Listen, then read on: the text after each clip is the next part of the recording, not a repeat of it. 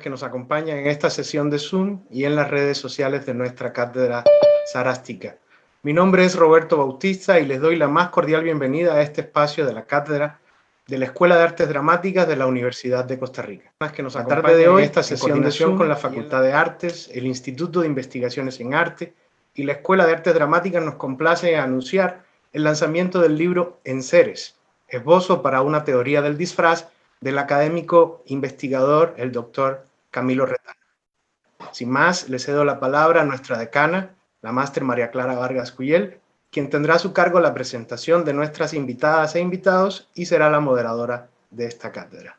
María Clara, bienvenida, muy buenas tardes. Muy buenas noches. Es un gusto y un honor moderar la presentación del libro Enseres, esbozos para una teoría del disfraz del doctor Camilo Retana Alvarado, publicado por la editorial de la Universidad de Costa Rica. Quisiera saludar cordialmente a las y al colega que compartirán con nosotros su mirada del libro de Camilo Retana. Se trata de las personas docentes María Lourdes Cortés, Yula Cambronero y Leonardo Gel. Y por supuesto, un saludo cariñoso a Camilo Retana, autor del libro. Reitero lo que dijeron los compañeros en relación con los micrófonos, de por favor mantenerlos apagados. Pero también les agradezco si desean hacer preguntas o comentarios, que los anoten en el chat para incorporarlos al final de la sesión. Y también a las personas que están viendo la presentación en el Facebook pueden hacer sus preguntas y de alguna manera nos las harán llegar. Por el Zoom también les enviaré la lista de las librerías en que pueden encontrar el libro. Sin más, quisiera presentarles al magíster Leonardo Gel Fernández Cueto, quien es docente de la Escuela de Artes Musicales y del posgrado en Artes e investigador del Instituto de Investigaciones en Arte. Leonardo obtuvo su maestría en la Universidad de Costa Rica y su licenciatura en la Universidad de las Artes de Cuba. Actualmente cursa el doctorado en Estudios de la Sociedad y la Cultura en la Universidad de Costa Rica. Como pianista ha obtenido más de 15 premios en concursos celebrados en Cuba, Costa Rica, España y Corea. Su discografía incluye 18 títulos monográficos y colectivos, algunos de los cuales han obtenido el Gran Premio y los premios en las categorías solista concertante, música de cámara y banda sonora de la Feria Internacional Cuba Disco. Como productor discográfico, obtuvo en el 2014 una nominación al Premio Grammy Latino en la categoría de Mejor Álbum de Música Clásica. Regularmente es invitado por instituciones educativas y festivales de Latinoamérica y Europa para impartir clases magistrales, talleres, conferencias, recitales, conciertos y participar como miembro del jurado en certámenes internacionales. Sus investigaciones sobre música han sido publicadas en revistas académicas de Costa Rica, Cuba y Chile, mientras que la editorial Universidad de Costa Rica publicó recientemente su libro 3 sonatas dantescas para piano de Marvin Camacho. Bienvenido, Leonardo, y te cedo la palabra. Buenas tardes a todas las personas que nos acompañan en esta actividad. Aprovecho para externar mi agradecimiento a la Cátedra Sarástica por la invitación y a nuestra querida decana, María Clara Vargas Cuyel, por su presentación. En lo sucesivo compartiré con ustedes un texto que he preparado sobre el libro que nos convoca hoy. Enseres es una palabra que nos remite a ese conjunto de objetos, instrumentos, atuendos que pertenecen a una persona. Los enseres son, por tanto, aditamentos situados en nuestro entorno y que con cierto grado de regularidad poseemos según la función que jueguen en nuestra vida. Siendo así, mis enseres me pertenecen, pero ¿hasta qué punto me conforman, me identifican, soy a través de ellos? ¿Hasta qué punto hago uso de ciertos enseres para habitar simbólica y temporalmente otro ser? Estas son algunas interrogantes que me permitirán esbozar reflexiones en el transcurso de estas líneas, parafraseando al autor y el título de su libro. Pero si dividimos esta palabra en seres, gracias a la riqueza idiomática del castellano y sin remitirme al origen etimológico de la misma, su significado se transforma y supone un vuelco en dirección inversa, pues ya no se trata de esos enseres que nos pertenecen, objetos externos a la materialidad objetiva de nuestro cuerpo y que le rodean, en tanto artilugios para habitar otros cuerpos, simbólicos esta vez. Cuando dividimos esta palabra en seres, en dos, se adquiere otra construcción de sentido, en dirección hacia las personas, hacia aquello que está en nosotras y nosotros mismos, ese arsenal de individuos y personajes, ¿por qué no?, que subyace en seres humanos sociales. En ello pensaba apenas leía las primeras páginas de este texto, En seres, esbozos para una teoría del disfraz, publicado recientemente por la editorial de la Universidad de Costa Rica y cuya autoría pertenece a Camilo Retana Alvarado. Me van a disculpar que haya despojado a nuestro querido Camilo de su título académico, el grado de doctor, pues prefiero pensarlo en este contexto como el Camilo que quizás porta algunos de sus mejores disfraces, sino una muy atinada mezcla de todos ellos. El amigo, el profe, el colega que apreciamos y admiramos, más allá de ese par de letras que abrevian el grado académico y lo homogeneizan con otras y otros supuestos iguales, entre comillas, en una suerte de individualidad opacada. Las artes, como la filosofía, han jugado un rol decisivo en la historia de la existencia humana, en tanto relato sobre nosotras y nosotros mismos que se construye desde el presente. Quizás sean las artes y la filosofía algunas de las ramas de conocimiento que han pensado su presente en sentido inverso a la vida cotidiana, pues nos han permitido establecer esa conexión perdida con nuestro propio ser social, nuestra esencia. En estos tiempos donde los dioses se han convertido en monedas, cuyos templos son los monopolios financieros y en su conjunto edifican una religión llamada dinero, las sociedades centran sus emulaciones internas y externas en las cifras. Por eso, a través de las artes y la filosofía, conseguimos habitar un espacio simbólico de nuestra mente donde poder reencontrarnos con esa esencia perdida del ser. Porque las artes y la filosofía son lo que ya he mencionado antes, no puede resultarnos extraño ver cómo a pocos meses o años de diferencia, el cine, por ejemplo, produjo dos obras que hablan de una o múltiples problemáticas sociales. Me refiero a la serie española en posesión de Netflix, titulada La Casa de Papel, o Hollywood con su cinta Joker, o Guasón, como le conocemos en algunos de nuestros países. En ambas producciones, dos máscaras, atuendos, enseres, se convierten en símbolos de denuncia y resistencia, con el propósito de habitar un estadio social que clama por un cambio en los paradigmas enquistados dentro del andamiaje político y financiero. En ello pensaba también al leer este libro, cuyo ejemplo más cercano a nosotros es la analogía que pudiera establecerse entre los esbozos teóricos de Camilo y la obra del artista visual chino-costarricense Man Yufeng con su proyecto itinerante Traje Humano, declarado de interés cultural por la Presidencia de la República el año pasado. El eslogan que acompañó el viaje de esa exposición fue "No soy este traje". Vean ustedes cómo paralelamente se concebían dos productos artístico y filosófico sobre una preocupación afín con la existencia humana y todo aquello que aparentemente somos a la vista de los demás y, ¿por qué no?, de nosotras y nosotros mismos. ¿Por qué no pensar también que el disfraz es justamente la piel que habitamos? Parafraseando una película de Pedro Almodóvar también reciente. ¿Por qué no asumir que los enseres poseídos son aquellos que utilizamos cotidianamente en nuestros roles sociales, mientras nuestro propio ser se asemeja más a otros estadios de la existencia humana no permitidos por las normas que lo superan? Y más importante aún, ¿qué ha pasado, si fuera el caso, para que lleguemos a normalizar nuestros disfraces como una idealización del yo que no somos a ciencia cierta? ¿Somos capaces de reconocerlo o aún no despertamos de esa ilusión? Este libro nos permite entender que todos los seres humanos tenemos algo en común, que no es solo el hecho de habitar el planeta Tierra o pertenecer a la misma especie.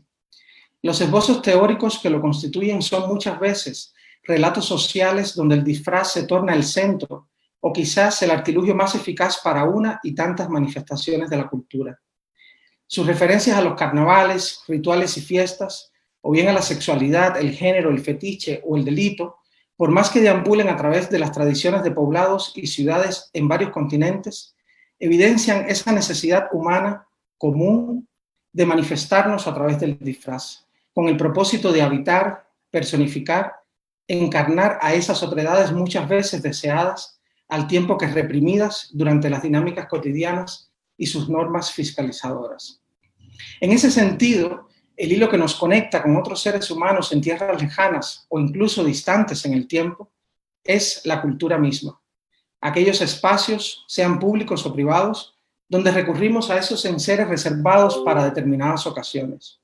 Gracias a ellos, por un instante, una noche o para el resto de nuestras vidas, podemos encontrarnos con otros seres que habitan en nuestro interior. Cabría la pena pensar, como sutilmente lo propone Camilo, en una política de la posidentidad. También porque hoy un atuendo ha comenzado a erigir una imagen sobre nosotros mismos alrededor del mundo, la mascarilla sanitaria. Una pandemia nos ha obligado a portar ese aditamento en escenarios públicos, ocultando quizás una de las partes de nuestro cuerpo que mayor incidencia tiene en la expresión natural e individual de las personas. Esa homogeneidad performativa a la que nos lleva el nuevo disfraz en tanto instrumento biopolítico, normalizador, regulador y fiscalizador de nuestras conductas, ha obligado también a que las personas manifestemos nuestros gustos, porque en muchos casos nos resistimos a esa homogeneidad que supone. Por eso nos faltan las alegorías diversas, estampados que se proponen dar color, vida, a una época teñida por decesos constantes. De alguna forma, el nuevo disfraz que solo guindamos en el umbral de nuestro espacio privado y durante esta nueva dinámica de socialización, la virtualidad, debe ser ahora motivo de estudio para una posterior entrega teórica.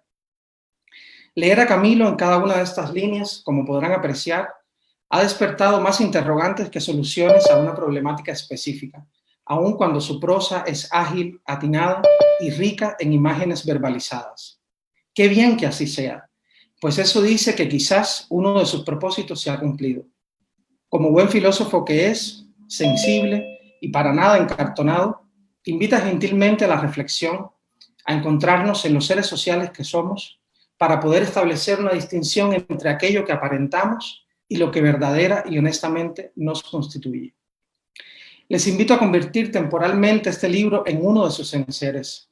Como le dije a su autor hace casi 2 meses, no se trata de comprar, sinónimo de gastar dinero para obtener el libro, sino de invertir en investigación, en este caso filosófica. Es sin dudas una oportunidad para hurgar en nuestro propio interior, para realizar un ejercicio introspectivo, porque el texto nos interpelará sin darnos cuenta y quizás también sin proponérselo. En lo personal, ha sido una puerta para reafirmar aquello que la tercera década de vida me ha permitido experimentar.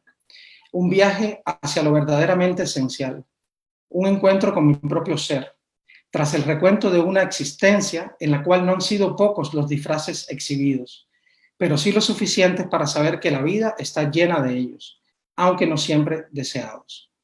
Gracias, Camilo, por acompañarme en este viaje personal a través de tus reflexiones. Bueno, en esto que siempre es tan frío, ¿no? Sin aplausos, a mí me parece rarísimo. Quisiera presentarles ahora a nuestra segunda expositora, la magistra Yula Cambronero Bonilla. Yula es docente en la Escuela de Artes Plásticas e investigadora en el Instituto de Investigaciones en Arte de la Universidad de Costa Rica. Obtuvo un bachillerato en Historia del Arte, otro en grabado y también una licenciatura en grabado y la maestría académica en artes en la Universidad de Costa Rica. Actualmente se encuentra realizando estudios en el doctorado de Sociedad y Cultura de la misma institución. Ha realizado exposiciones individuales y colectivas a nivel nacional, ha participado de exposiciones y convocatorias internacionales de exhibición e intercambio de estampas grabado en Nicaragua, Cuba, México, Colombia, Argentina, Egipto, India, Australia, Nueva Zelanda, Inglaterra, Francia, Portugal e Italia. También ha participado en la organización, curaduría y montaje de la exhibición anual de estampa artística desde el año 2011, así como en la investigación, curaduría y montaje de la exposición retrospectiva en homenaje a Rudy Espinosa, el maestro de la huella profunda, en el 2019. Sus temas de investigación giran alrededor del desarrollo de las técnicas e historia de la estampa artística, la fotografía, los artistas nacionales y sobre todo la muerte, lo abyecto, lo monstruoso y la mujer y género en la historia del arte. Yula, bienvenida. Gracias por compartir tus ideas sobre el libro de Camilo. Buenas noches a todos. Muchas gracias por este ratito que nos van a acompañar. Gracias a Camilo por el voto de confianza para participar en esta presentación. María Clara por su buena guía y por supuesto a la cátedra. Sarástica por darnos el espacio también para poder compartir estas ideas. Bien. Me llenó de mucho entusiasmo recibir la invitación para participar en este evento y pues les confieso que al mismo tiempo se suscitaron una serie de inseguridades disfrazadas de inquietud académica.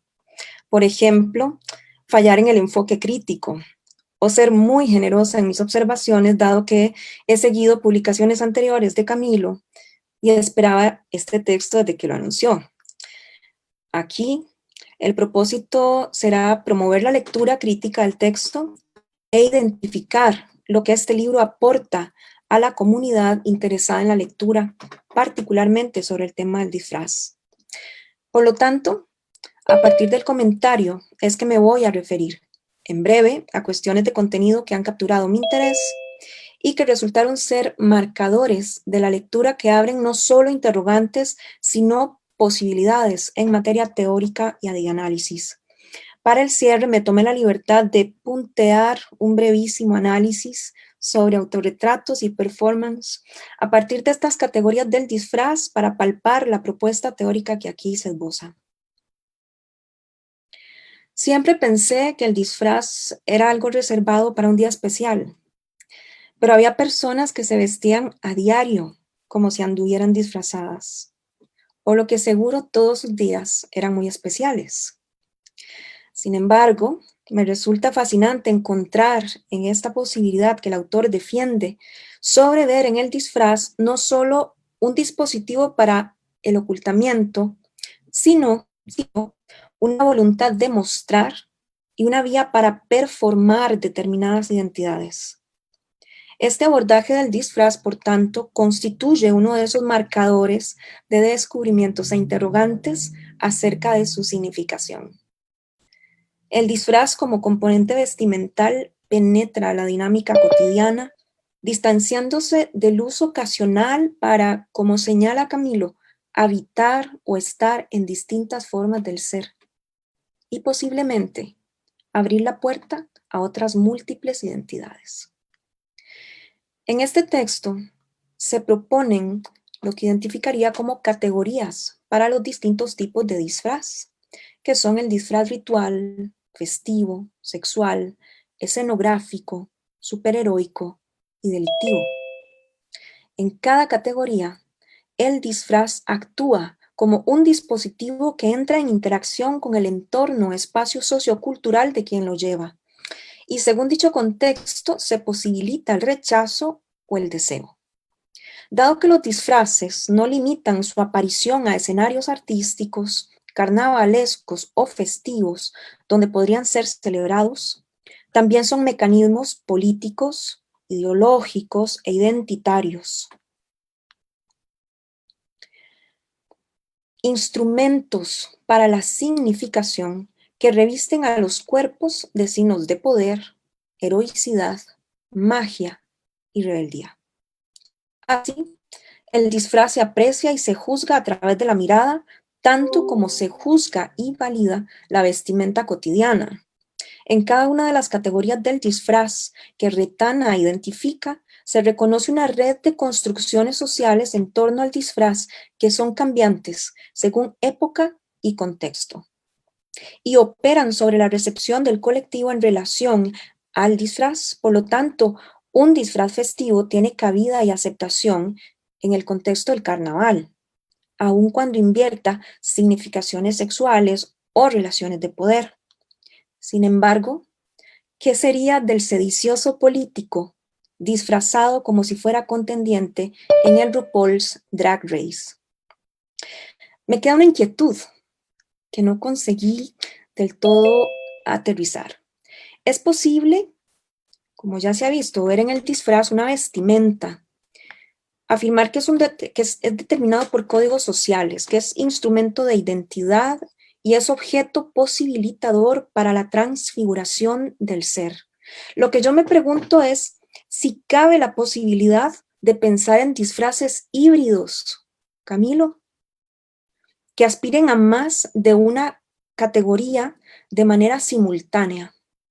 El caso del subcomandante Marcos, cuyo disfraz aquí se identifica en la categoría delictiva, parece posibilitar esa hibridación, en tanto fenómeno social considerado desde la mirada del público, que es tal vez la que participa también de su construcción, porque ésta lo eleva a héroe y a fetiche desde la admiración y el deseo.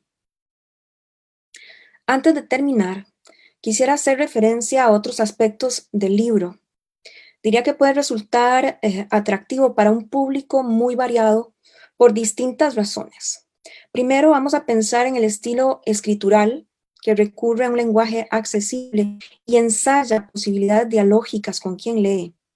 Segundo, transita por lugares afines a la cultura visual y a la historia de la humanidad, inclusive trasladándose con confianza a escenarios prehistóricos, fiestas, carnavales, al mundo del espectáculo, a las artes escénicas, la lucha libre, la militancia política o los anaqueles de un sex shop. Es un texto que invita a que nuestra mirada lectora invoque múltiples imágenes desde la memoria y la pantalla. También porque hay un saber con mediaciones antropológicas, sociológicas, filosóficas, etcétera, que aterrizan las reflexiones sin encrucijadas, por lo que es atinado pensar estos esbozos como una plática amistosa que permite el intercambio de ideas de corte interdisciplinar. Y también me voy a referir a la relación del objeto libro y los criterios editoriales y de diseño. Esos espacios en blanco que podemos encontrar entre cada segmento son respiros, escalas para reflexionar las páginas que previamente hemos leído, sitios para anotar, en fin, posibilidades para seguir esbozando ideas. La generosa recomendación de lecturas organizadas en paralelo con el índice, como quien está tentando para seguir las búsquedas. Y por último, las ilustraciones de Andrea Bravo, que no ahogan la mirada con obviedades. Voy a compartir pantalla, si es posible.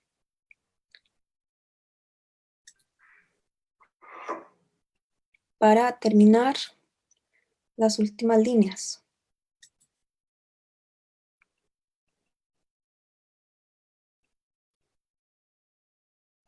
Gracias. Es el poema.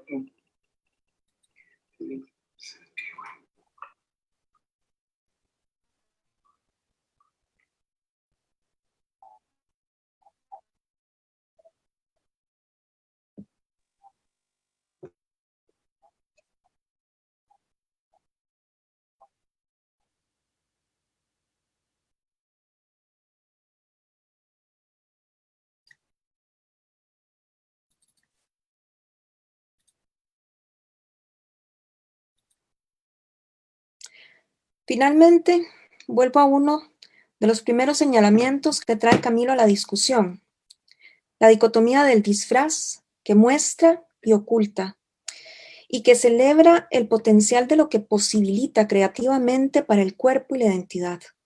No he podido evitar hacer la conexión del disfraz y el autorretrato en las artes plásticas, porque si efectivamente los disfraces posibilitan la transfiguración identitaria de quienes los llevan, en analogía, los autorretratos juegan a lo mismo. En estos no solo se hace exhibición del dominio de una técnica o de una capacidad del artista para capturar sus propios rasgos, sino que el artista se disfraza, se transfigura y se muestra ante la mirada del público atravesando tiempo y espacio. 1985. Las Guerrilla Girls irrumpen en la escena artística, denuncian la discriminación de género en la historia del arte y cuestionan si las mujeres solo pueden ingresar al espacio legitimador de los museos desnudas, es decir, pintadas como musas o modelos y no como creadoras. Su disfraz es ritual, se despojan a sí mismas de la identidad femenina que se les asigna y se liberan, manifestándose con la fuerza de los gorilas. En medio de un gentío enmascarado se asoma James Ensor, con notorio sombrero rojo con pluma. Su rostro se destaca entre las máscaras. ¿Será un disfraz festivo? ¿O no lleva disfraz?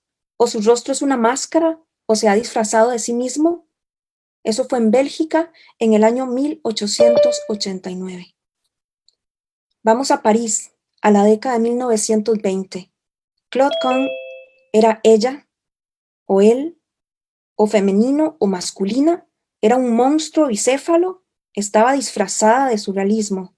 Dijo que el neutro era el género que más le convenía, androginia, su mejor disfraz sexual. Entre los años 1638 y 1639, Artemisia Gentileschi, con 46 años, se autorretrató como la alegoría de la pintura, siguiendo la descripción que aparece en el texto Iconología que el celebrado Cesare Ripa escribió en 1593. Ella hizo el retrato para colección que el rey primero, Carlos I, conservaba en el Palacio de Whitehall, donde atesoraba los retratos de grandes maestros. Brillante disfraz, escenográfico, Artemisia. Ningún maestro pudo autorretratarse como la personificación de la pintura. La alegoría de la pintura es una mujer. Muchas gracias. Ahí termina mi presentación. Muchas gracias, Yula. Bueno, quisiera ahora presentarles a la doctora María Lourdes Cortés, la tercera presentadora del libro, quien es historiadora del cine costarricense y centroamericano, catedrática de la Universidad de Costa Rica, investigadora de la Fundación del Nuevo Cine Latinoamericano y exdirectora de la Escuela de Cine y Televisión de la Universidad Veritas. Realizó su doctorado en estudios latinoamericanos con énfasis en cine y literatura en la Universidad de París III, Nouvelle-Sorbonne. Ha publicado numerosas investigaciones, entre ellas Amor y Traición, Cine y Literatura en América Latina, que recibió el Premio Nacional de Ensayo Aquileo Echeverría en 1999, El Espejo Imposible, un siglo de cine costarricense, La Pantalla Rota, 100 años de cine en Centroamérica, que recibió el Premio Nacional de Ensayo Aquileo Echeverría en el 2005 y Premio Ezequiel Martínez Estrada al Mejor Ensayo Latinoamericano en Casa de las Américas, Cuba, en el 2007. Luz en la Pantalla, Cine, Video y Animación en Costa Rica, Los Amores Contrariados, García Márquez y el Cine, Premio de Ensayo de la Fundación del Nuevo Cine Latinoamericano y Fabulaciones sobre el Nuevo Cine Costarricense. Fue parte del equipo investigador del Diccionario de Cine Iberoamericano 2009-2011, publicado en 10 tomos y de diversas historias del cine iberoamericano editadas en España y Cuba. En el 2004 fue nombrada Caballero de la Orden del Mérito por parte del Gobierno de Francia y en el 2017 la Universidad de Costa Rica y el Servicio Alemán de Intercambio Académico la escogieron como catedrática Humboldt. Bienvenida, María Lourdes. Te cedo la palabra. Muchas gracias, María Clara. En primer lugar, quiero agradecer la invitación de la cátedra y de los colegas aquí presentes a comentar un libro tan lúdico e inteligente como el que nos ha regalado Camilo, que me ha enriquecido enormemente. Camilo ha sido para mí como un baño de juventud, por una parte, y una actualización maravillosa de mis conocimientos, algo que le agradezco muchísimo, además, por supuesto, del privilegio de contar con su amistad. Me parece que la consistencia y eje que marca toda la obra de Camilo, desde el libro sobre la pornografía, pasando por el de la moda, el cuerpo, y ahora el disfraz y otros que vendrán, es justamente el hecho de colocar el tema del cuerpo y la mirada como ejes centrales de su reflexión, de mostrarnos la inestabilidad de lo subjetivo y los procesos y posibilidades de transformación.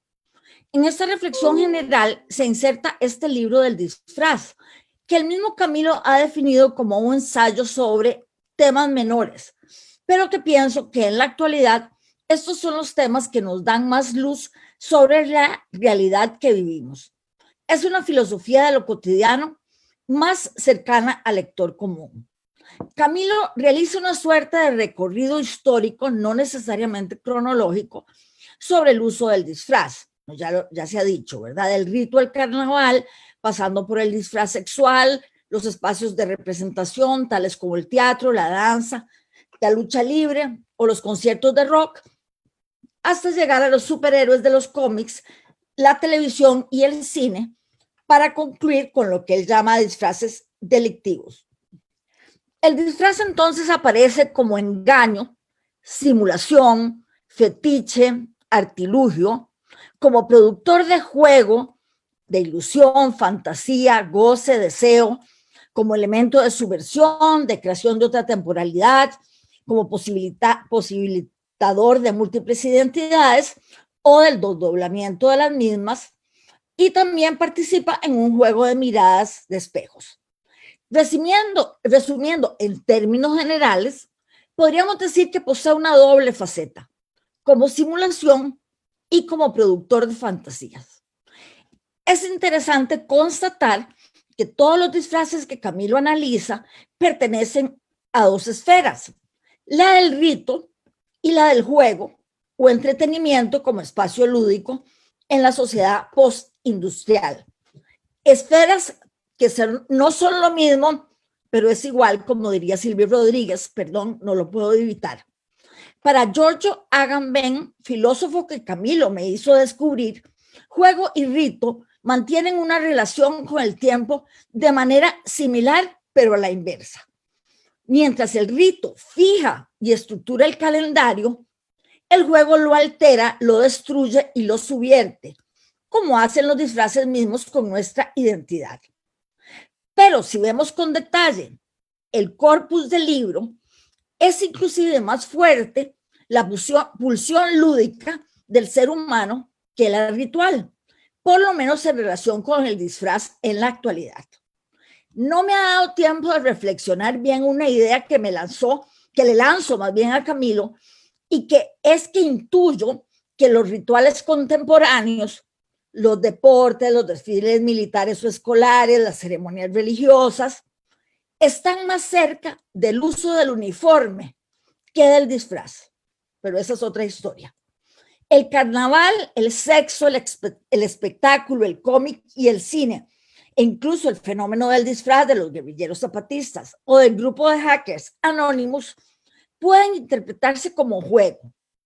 ¿Hasta dónde jugamos sin darnos cuenta? No en vano, la industria cultural del entretenimiento más importante del mundo actual es el videojuego, en la que encontramos variaciones de fiestas, sexo, espectáculos, cine y, por supuesto, superhéroes. Pero ya que tenemos tan pocos minutos, por los que reclamé, por cierto, 3 minutos más que me regalaron, me centraré en una parte del tema del disfraz, proponiendo que el disfraz realizado con retazos, fragmentos de tela o de otros objetos, el disfraz bricolaje o bricolage, es el juguete por excelencia. Agamben también me llevó a Pinocho, pero más que entrar al mundo de los juguetes, me interesó más la vestimenta del protagonista. Dice el texto de Collodi: Geppetto, que era pobre y que ni siquiera tenía un céntimo en el bolsillo, le hizo un trajecito con papel floreado, un par de zapatos con corteza de árbol y un gorrito con miga de pan. Es decir, a partir de varios materiales de un bricolaje, le proporciona un traje que, por cierto, parece más bien un disfraz. Revisando las fotos de mi hijo Roberto, de entre los 6 y los 11 años más o menos, e incluso algunas más recientes, pude contabilizar un total de 70 disfraces. Pero lo más interesante eran aquellos donde no tanto le permitían asumir una identidad ya constituida, Batman, Blue Demon, Buzz Lightyear, disfraces que yo le compraba y por cierto me costaban carísimos, sino aquellos que él mismo construía a partir de diversos elementos y que le permitían no solo asumir una identidad, sino trabajar su imaginación y creatividad, apropiándose a la vez de una nueva identidad propia. Más que simulación, era un proceso de apropiación. Por ejemplo, a él le dicen teto y él construyó con un montón de cosas un super teto. Y un día salió todo de amarillo y era un Banana Man. Muchos juegos disfraces, por ejemplo, de médico, de casita, de maestro, sirven para ir creando un microcosmos del adulto, que Roland Barthes diría es una limitante de la creatividad del niño. Sin embargo, este tipo de disfraces juguetes no solo potencian la fantasía por el objeto mismo, sino que colocan al sujeto, ya sea un niño, ya sea un adulto, a crear una nueva fantasía a partir del disfraz. Cuando estaba muy chiquitillo, Roberto se vestía de Batman y siempre hacía un gesto con la boca como que la sacaba, como una trompa. Nunca entendimos. Ahora ya grande yo le dije, Roberto, ¿pero por qué hacías esa trompa? Y me dice, ay, mami, ¿no has visto Michael Keaton? Y es cierto, el actor tiene como una trompa. Es decir, él lograba complementar el disfraz de Batman con algo inmaterial del que él se apropiaba. La reflexión de Agamben en Infancia e Historia, y perdónenme los filósofos que me metí donde no me llamaron, ¿verdad?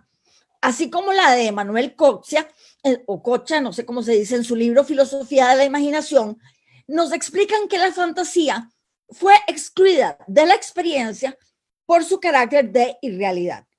Con el racionalismo, lo que se posicionó fue el ego cogito, pienso, luego existe. Y el deseo cambia radicalmente de estatuto y se convierte en su esencia imposible de satisfacer. Y eso nos lo dice Freud y Lacan, todos ellos, ¿verdad? El deseo es lo que no se logra tener.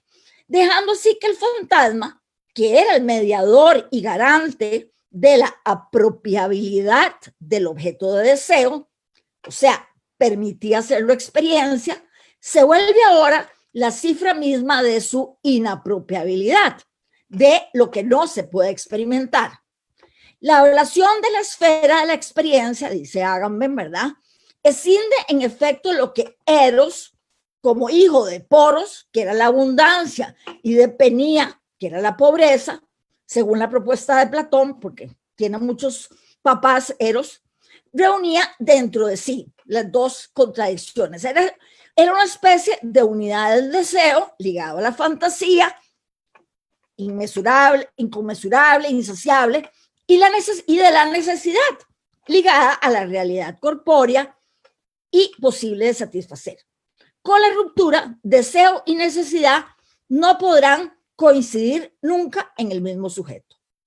Esta transformación desplaza el estatuto de la imaginación al mundo de lo irreal, mientras que en la antigüedad era el medium por excelencia del conocimiento, como mediador de sentido y de intelecto. Recuerden los sueños, los oráculos, etc. Y aquí viene esto con el mundo del disfraz, me van a decir ustedes.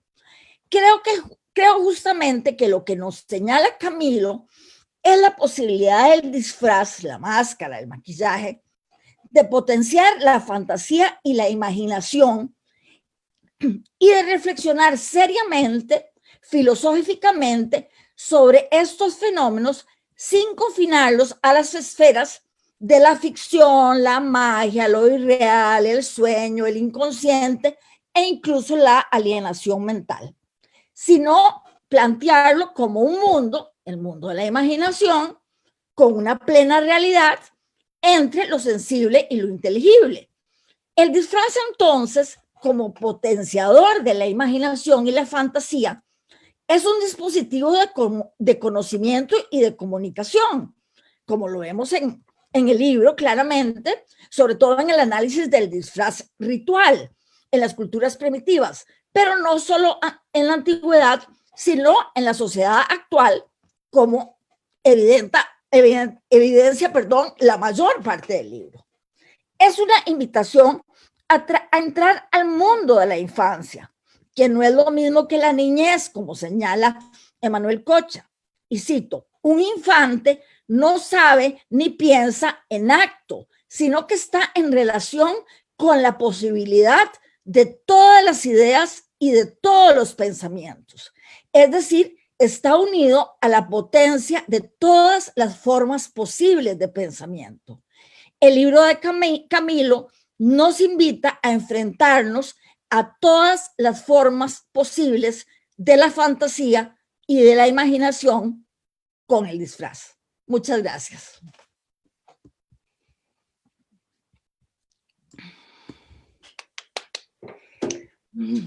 Bueno, Camilo, quizás como los presentadores te plantearon varias preguntas y comentarios, te cedo la palabra para que nos contes un poco, no solo de eso, sino lo que te plantearon María Lourdes, Leonardo y Yula. Bueno, gracias María Clara y muy buenas noches a todos y todas. Yo tampoco quería abusarme del tiempo, de manera que preparé un pequeño texto que voy a utilizar de guía sobre todo para agradecer, que es lo que tengo ganas de hacer hoy, y tal vez después podemos conversar un poco sobre esos puntos y otros que estoy seguro que surgirán. Bueno, primero quiero decir que me siento muy, muy conmovido de que estén tantas personas acá conectadas hoy, y que un libro pueda reunir a tanta gente querida.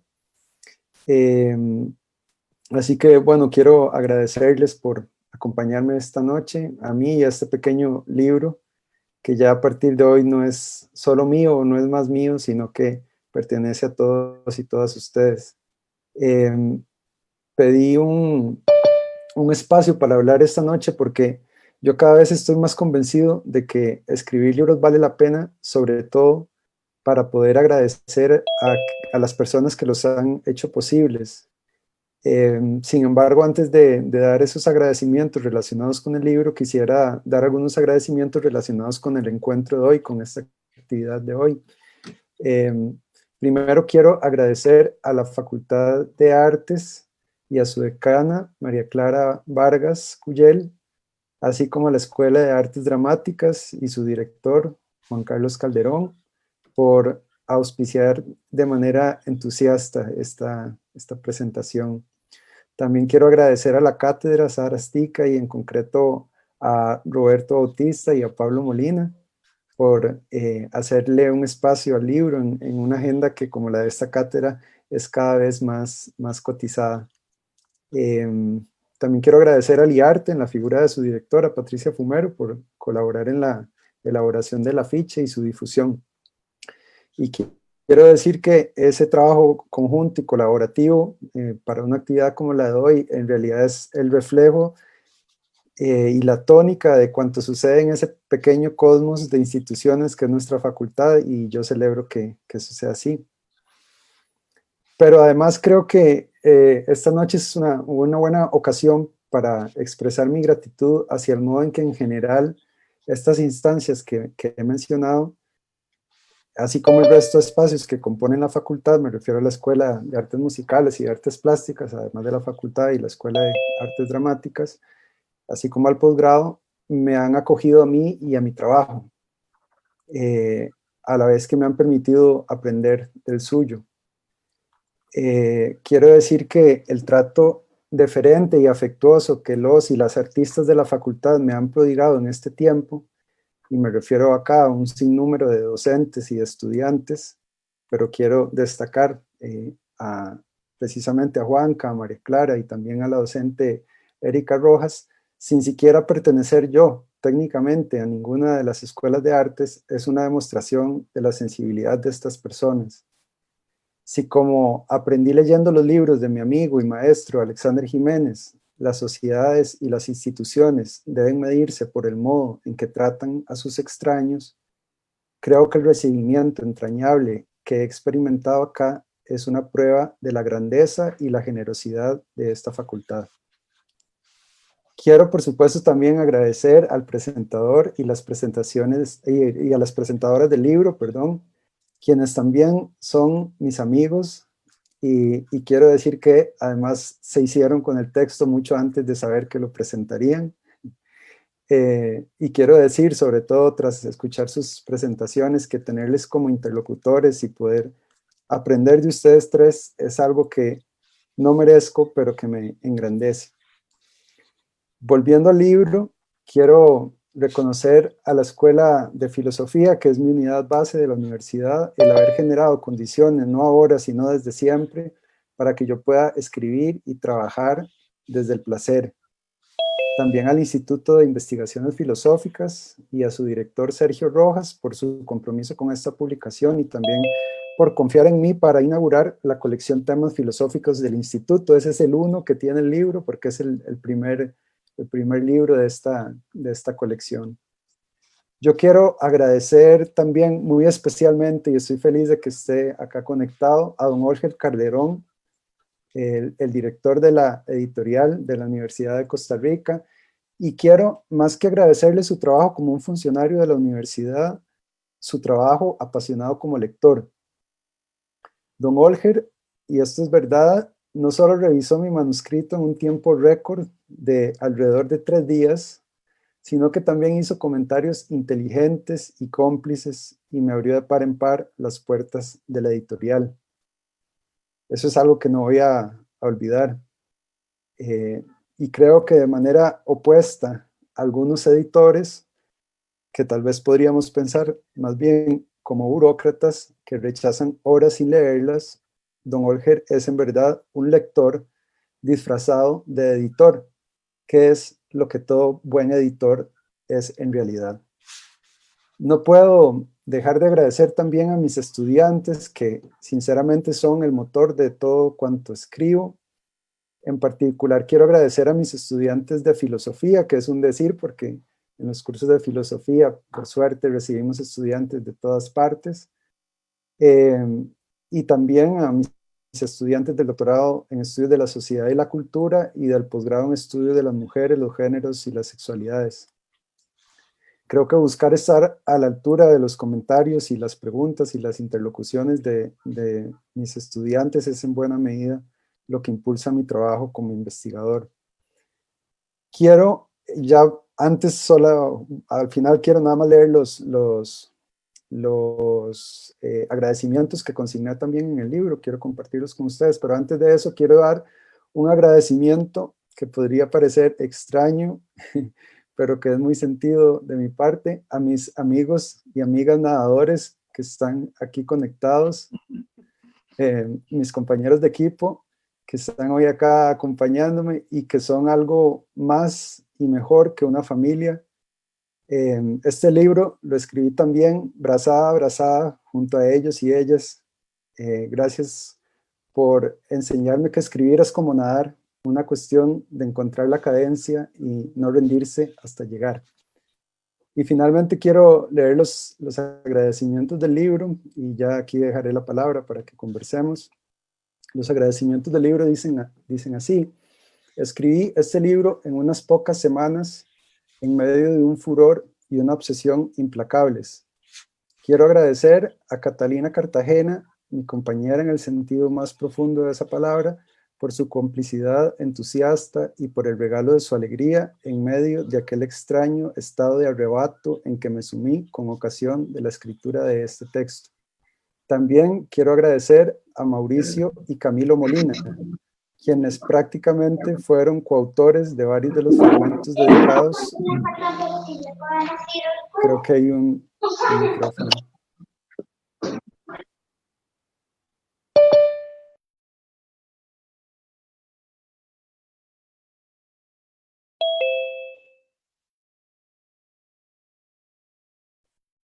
Gracias, Pablo. Ya casi termino. También quiero agradecer a Mauricio y Camilo Molina, quienes prácticamente fueron coautores de varios de los fragmentos dedicados al disfraz heroico. Me gustaría agradecer por igual a Gustavo Solórzano Alfaro, quien en un encuentro fortuito y durante una conversación improvisada en media calle me ayudó a creer que valía la pena intentar publicar este texto. Y a mi amiga María Lourdes Cortés por infundirme su ánimo afectuoso cuando aparecieron los tropiezos y las dudas. A Alejandro Ramírez debo manifestarle mi gratitud por crear la imagen que en principio ilustraría la portada pero que finalmente no fue incluida por razones editoriales, y a Andrea Bravo, que ya la mencionaba Yula, por hacer lo propio con las imágenes internas del texto. Algunos de mis estudiantes, especialmente a Priscila Alfaro, que también está por ahí, debo asimismo un reconocimiento, pues sus imaginativas incursiones en campos afines al de este libro me dieron pistas sobre cómo abordar algunas de sus cuestiones. Por último, quiero agradecer a mis hermanas, pues no importa hace cuánto ni por qué, fue con ellas con quienes primero descubrí el encanto y la gracia que podía subyacer a los disfraces. Bueno, muchas gracias. Quería darles a todos y todas, y tal vez me puedo, como decía María Clara, referir a algunas de las cuestiones que comentaron los compañeros, las compañeras y el compañero, pero quizá podríamos ver si hay más preguntas y hacemos un paquete de preguntas. Bueno, en el chat lo que hay son un montón de felicitaciones. Esas las puedes leer después, porque realmente son demasiadas. Sé que también en el Facebook hay muchas preguntas. Tal vez antes de que comentes, digo que trates de comentar lo que tus compañeros plantearon, yo quisiera compartir un momento la pantalla para que las personas sepan dónde conseguir el libro. Le toman una foto, ahí está. Entonces, para que le tomen una foto y sepan dónde conseguir el libro, la librería andante, Dulou, la librería francesa y la librería virtual de la UCR. ¿Ya le tomaron la foto? Bueno, entonces te doy la palabra otra vez, Camilo, para que nos... Ok. Bueno, muchas gracias de nuevo a todo mundo. Qué lindo que estemos esta noche reunidos y reunidas. En realidad, acá anoté algunas cosas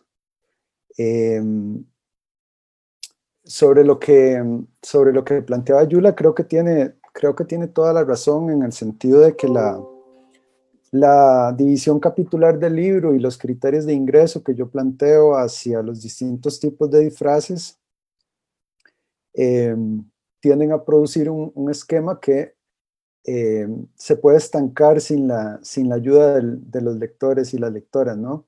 Como que se trata de una división que, tal y como señala Yula, en la realidad tiende a generar hibridaciones, a producir hibridaciones, de manera que el disfraz sexual, el sexo mismo es un ritual, ¿no? De manera que el disfraz ceremonial, el disfraz ritual y el disfraz sexual se entretejen, el disfraz delictivo y el disfraz festivo también, etcétera, ¿no? Así que acuso el recibo de la observación, me parece atinada. Me parece muy, muy sugerente lo que plantea María Lourdes sobre el rito y el juego, y creo que sí, estaría totalmente de acuerdo con esa lectura que hace María Lourdes con respecto a cómo digamos, a mayor vigilancia sobre los espacios lúdicos, mayor uniformación, ¿no? Y por lo tanto, quisiera en ese sentido señalar que es interesante que este libro aborde el disfraz y el libro Gordote la moda, porque en cierto sentido se trata como de dos esferas antagónicas y al mismo tiempo complementarias, ¿verdad? Que juegan un poco con esa tensión que marca muy bien María entre una sociedad, entre espacios lúdicos y espacios uniformadores, normativos. Creo que es muy atinada esa observación. Y eso fue todo lo que apunté, pero si quieren podemos conversar un poquito más si tienen ánimo.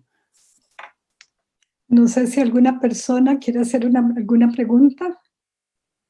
María Lourdes.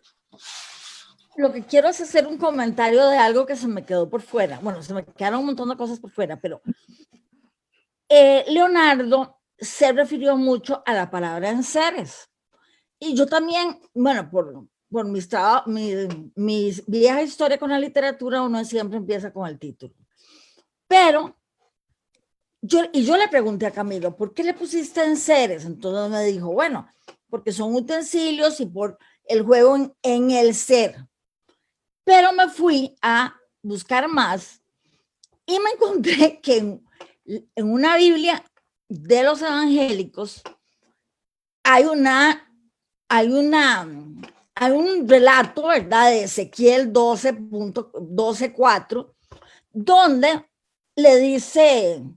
Dios le dice a Ezequiel: y sacarás tus enseres de día delante de sus ojos como enseres de cautiverio, mas tú saldrás por la tarde a vista de ellos como quien sale en cautiverio. Por supuesto que no entendí nada.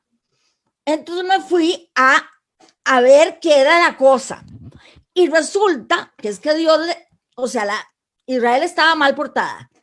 Entonces Dios le dice a Ezequiel: vamos a hacer una cosa, vos vas a salir como yéndote del pueblo, te vas a disfrazar de alguna manera, ¿verdad? O vas a hacer un pequeño teatro llevándote tus enseres para que la gente se dé cuenta de que te estás yendo y que ellos siguen en pecado. Entonces, en esa interpretación bíblica, enseres es un disfraz. O sea, es la utilería que va con el disfraz. Me pareció rarísimo, pero me pareció súper divertido. Eso era. ¿Alguna otra persona? Tal vez me gustaría señalar algo sobre lo del título. Es que yo no puedo como decirles la calidad del trabajo editorial que hizo don Olger con el libro. De verdad es impresionante porque nunca en mi relación con distintos editores, digamos, había tenido una devolución tan rápida, tan perspicaz, tan aguda sobre el texto. Y una de las observaciones que hizo don Olger es que inicialmente el título era enseres con una barra entre el en y el seres. Y don Olger me persuadió de que quitáramos la barra con un argumento muy convincente, ¿verdad? De que el título quedaba como muy, muy pretencioso, pero después con el pasar de las semanas yo entendí que es que además eso era como explicar un chiste, ¿no? Como que si quedaba la barra era explicar el chiste y cerrar todas esas posibles interpretaciones que podrían hacerse, como la que acaba de hacer María. Así que, don Olger, si todavía está por ahí, que ya no lo veo, de verdad, muchas gracias por esa observación y por otras, como por ejemplo ese recurso de colocar las lecturas recomendadas también fue una idea de don Olger. Y bueno, yo se lo dije a él y a las personas que hicieron la producción editorial, que yo entregué una propuesta editorial, y sinceramente lo que salió de la editorial es un libro muchísimo mejor de lo que yo jamás hubiera sido capaz de escribir por mi propia cuenta. Así que muchas gracias, don Olger. Si me permitís. Claro. Bueno, simplemente decir que desde el punto de vista del editor, cuando una propuesta es inteligente, cuando una propuesta desafía, digamos, en términos de las ideas que se presentan, se convierte en una obsesión lectora. Es decir, aquí es tomar el texto, es llegar, digerirlo, es llegar y poder atacar los diferentes puntos de vista, ponerle esos puntos de vista al autor, a Camilo, y bien, generar un producto.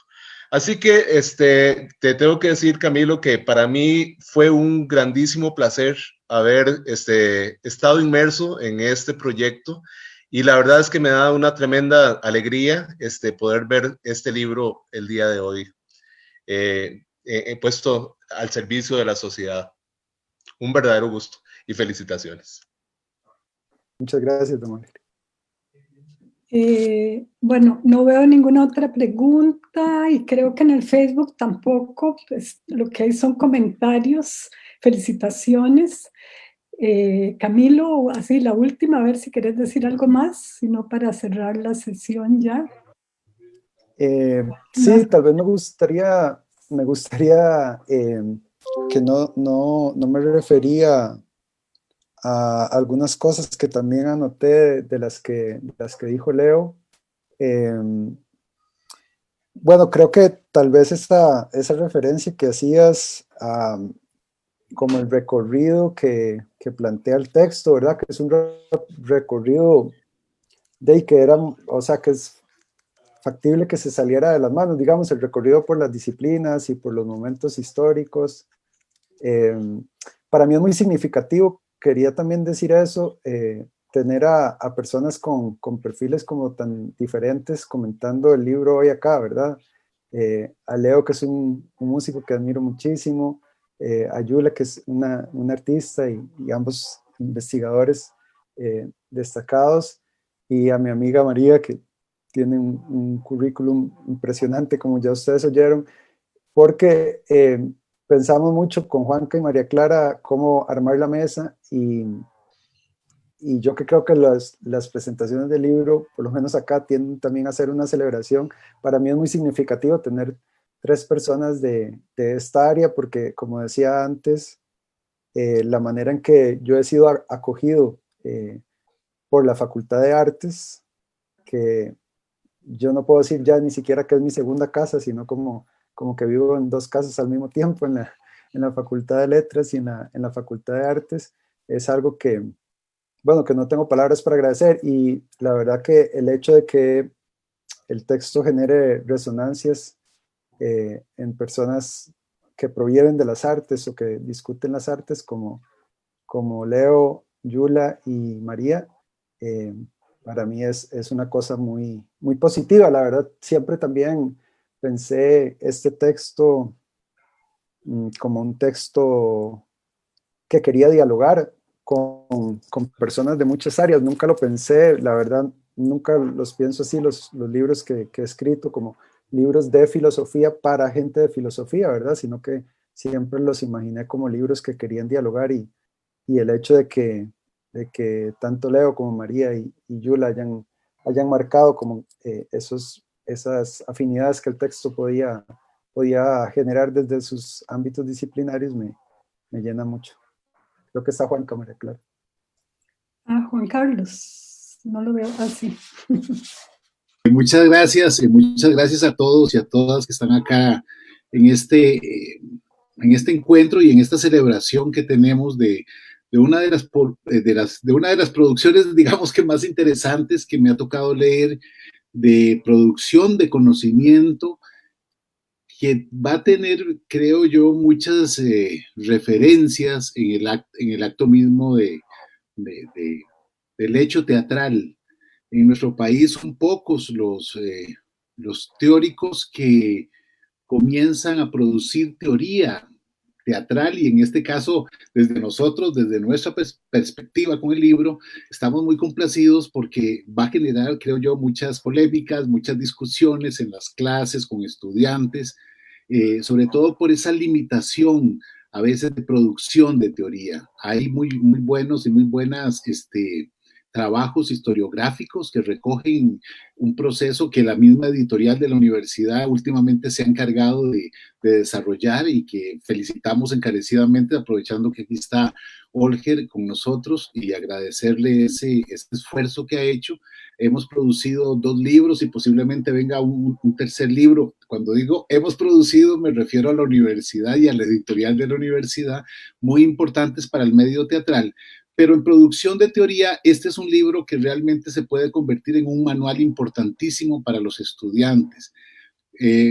Óscar Cornago, uno de los teóricos más importantes del fenómeno teatral, habla de la teatralidad, casi que me atrevería a decir hasta de un homus theatralis, ¿verdad? Y a partir de ahí genera también una serie de interrogantes con lo que se encubre y con lo que se deja ver. Camilo habla de encubrimiento y de muestra en el libro, y es el juego del teatro, y es el juego que María Lourdes también estaba reseñando ahí, que es lo que permitimos ver y lo que no queremos que nadie vea. Entonces, hay una producción maravillosa en el libro que vamos a tener mucho rato para discutir, y agradecérselo a Camilo. Yo quisiera hacerle una pregunta más trivial. ¿Por qué escribir del disfraz? O sea, ¿para qué? ¿Qué viste o qué te mueve? ¿Qué pasa por vos adentro que te movió a crear una obra que además la disfrutamos y está escrita de una manera súper fluida para el gran público. Esto no es solo para la academia, es para el gran público. Entonces, también doble felicitación por eso, Camilo. Gracias. Gracias, Juanca, por esos comentarios tan generosos. Y gracias sobre todo por esas preguntas, porque también tenía ganas como de referirme a esas cuestiones y me alegra que las plantees. Bueno, como una cosa linda que permiten estas actividades es como también reconocer todo lo que uno ha aprendido de la gente. Y bueno, en la escuela de filosofía yo recibí una formación teórica muy sólida, ¿verdad? Creo que tenemos una escuela muy fuerte, incluso me atrevería a decir que teóricamente una de las escuelas más fuertes de la universidad. Pero creo que dentro de la filosofía, sobre todo dentro de cierto canon filosófico, hay una serie de objetos de estudio que precisamente están canonizados, ¿no? Que están validados por la disciplina. Y yo agradezco muchísimo haber recibido lecciones con dos personas que están acá. Una es Bernal Herrera y otra es Alexander, que curiosamente los dos hacia el final de mi formación, como que yo sentí que me quitaron una venda en el sentido de cuestionar lo que ese canon hacía, cuestionar los objetos que ese canon establecía como válidos, ese canon tradicional. Y bueno, ahora yo lo digo así, tal vez ellos no me lo enseñaron con esas palabras, pero aprendí estudiando con ellos a poner atención a eso que María decía, que dije hace poco en una entrevista, de los objetos menores, ¿no? Como de esos objetos de estudio que quizás no tienen el mismo abolengo dentro de la tradición filosófica, que quizás no tienen el mismo prestigio, ¿verdad? Bueno, con Jorge Jiménez también, que fue otro de mis profesores, yo aprendí que todo ese aparataje filosófico bien podía también ponerse a disposición de temas que no figuraban dentro de ese canon, ¿verdad? Y de temas que de alguna manera cuestionaban lo que ese canon hacía y el modo en que lo hacía, ¿no? Y entonces, más vale tarde que nunca, en ese momento del final de mi formación, bueno, me gradué con esa tesis sobre pornografía y desde entonces no he dejado de ocuparme de esos temas, digamos, laterales, menores o salidos del canon. Creo que esa curiosidad tiene que ver con que para mí la filosofía tiene que ser una manera de dialogar con la gente. Y lo que yo me he dado cuenta es que muchos de esos temas canónicos o no se entienden fuera de las escuelas o no le interesan a la gente, ¿verdad? Y que nada impide que todo ese acervo conceptual y toda esa maquinaria teórica se pueda poner a disposición de pensar en temas que sí le importan a la gente y que sí son cotidianos y que sí resultan cercanos. Eso para responder de una manera general, y ya en concreto con el disfraz tiene que ver con preguntas que a mí me habían quedado abiertas con respecto a la moda, porque siempre me interesó un poco esa tensión que dibujaba María entre la capacidad del vestido de normar, de normalizar y por lo tanto constreñir al cuerpo, y usos más lúdicos, decía María, yo diría también más creativos y más productivos, que permiten al sujeto también, como digo ahí en un momento del libro, diferir respecto de sí mismo. Así que yo creo, para responder resumidamente, que creo que fue algo que aprendí, digamos, de mis maestros, a poner atención a otras cosas, y eso sí, a trabajar con respecto a esas otras cosas con la misma seriedad o quizás con más seriedad que la que se trabaja alrededor de temas canónicos. Y lo otro, brevemente, para no extenderme mucho, lo que decías de la escritura es música para mis oídos, porque bueno, yo he trabajado mucho, sobre todo en estos últimos años, después de terminar el doctorado, como con conseguir una manera de escribir precisamente que logre comunicar cosas a la gente. y creo que escribir filosofía no implica tampoco renunciar a la belleza, como a veces pasa, ¿verdad? Y yo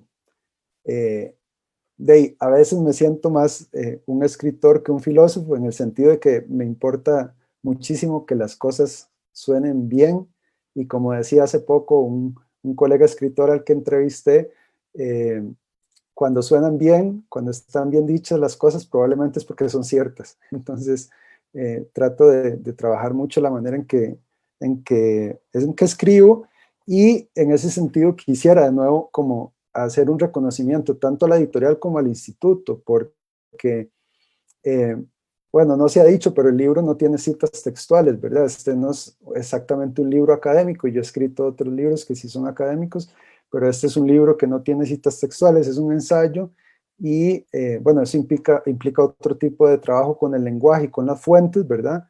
Que en algún momento lo hablaba precisamente con Juanca, que es una carpintería distinta, ¿verdad? Que supone también un manejo distinto de las fuentes, no digo mejor ni peor, pero ¿verdad? Que implica un manejo distinto de las fuentes, y también ese experimento fue para mí muy interesante porque nunca había escrito un libro así, del todo sin citas textuales. Entonces, eso también es algo que me enorgullece mucho en el caso de este libro.